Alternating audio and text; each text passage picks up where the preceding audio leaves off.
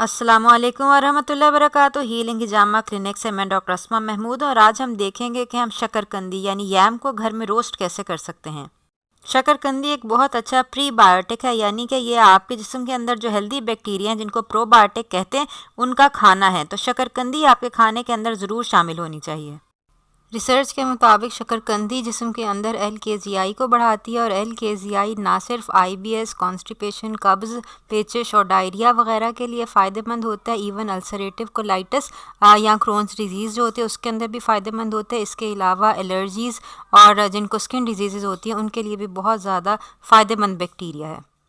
मैं अक्सर अपने क्लिनिक में पेशेंट्स को कीफ़र, सिरका या कोई भी और प्रोबायोटिक्स प्रिस्क्राइब करती हूँ और देती हूँ, और अगर उनको उससे खातिर खा असर ना हो तो यूजुअली उनको उनकी डाइट के अंदर प्रीबायोटिक जो है वो मैं ऐड करती हूँ, क्योंकि इसका मतलब यही है कि प्रोबायोटिक यानी अच्छे बैक्टीरिया जो वो खा रहे हैं उन बैक्टीरिया के खाने के लिए उनके जिस्म में वो ग़िज़ा नहीं जा रही।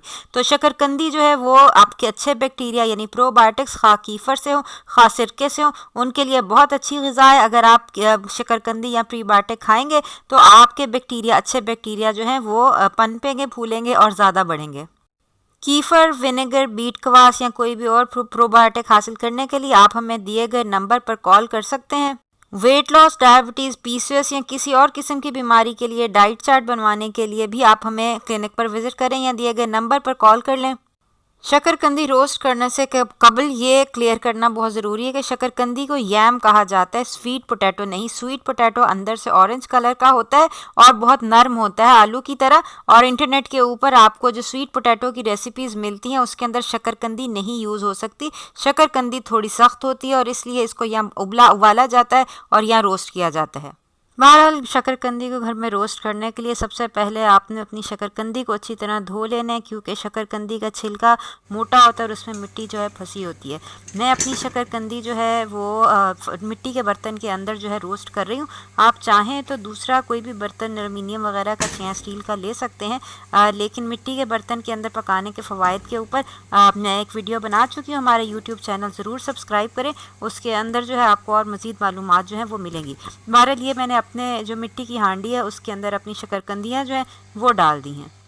अब मैं इसको ढक दूंगी और इसको तकरीबन 15 से 20 मिनट पकने दूंगी जब तक ये नरम हो जाए। मैंने इसके अंदर कोई ऑयल नहीं डाला, कोई पानी नहीं डाला, हल्की आंच के ऊपर ये अपनी ही भाप के अंदर पकती रहेंगी। ये देख लें कि आपका ढकना ऊपर से जो है वो बिल्कुल टाइट बंद हो ताकि कोई भाप वगैरह जो है वो ना निकले।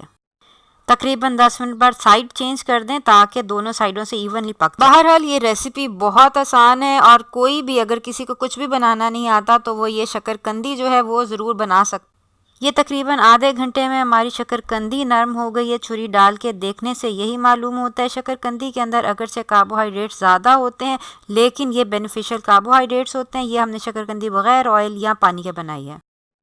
कीटोजेनिक डाइट के ऊपर अगर से इतनी ज़्यादा कार्बोहाइड्रेट्स अलाउड नहीं होते हैं, लेकिन ये बहुत हेल्दी कार्बोहाइड्रेट्स हैं जो कि आपको अपनी डाइट में ऐड करने चाहिए। आप देख सकते हैं कि ये कितनी नरम और कितनी खस्ता शकरकंदी बनी है, बिल्कुल जैसे बाहर रेत में जो रोस्ट होती है उस तरह इसकी जो है कंसिस्टेंसी है।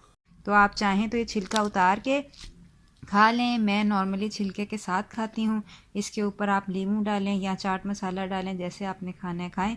तो ये एक अच्छा एडिशन है, ख़ास तौर पे वो लोग जो ले रहे हैं प्रोबायोटिक्स, अच्छे बैक्टीरिया ले रहे हैं। ये बेसिकली प्रीबायोटिक है, अच्छे बैक्टीरिया का खाना है।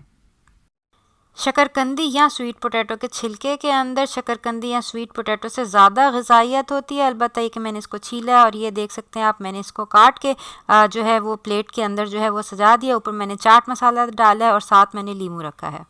इवन जो लोग वेट लॉस के लिए कीटोजेनिक डाइट कर रहे हैं वो भी अपने कार्ब कोटे में रहते हुए ये हेल्दी कार्ब ज़रूर लें। तो ये ज़रूर बनाइएगा और बताइएगा ये कैसी बनी, और अपना बहुत बहुत ख्याल रखें। दोबारा मुलाकात होती है। अस्सलाम वालेकुम वरहमतुल्लाहि वबरकातुहू।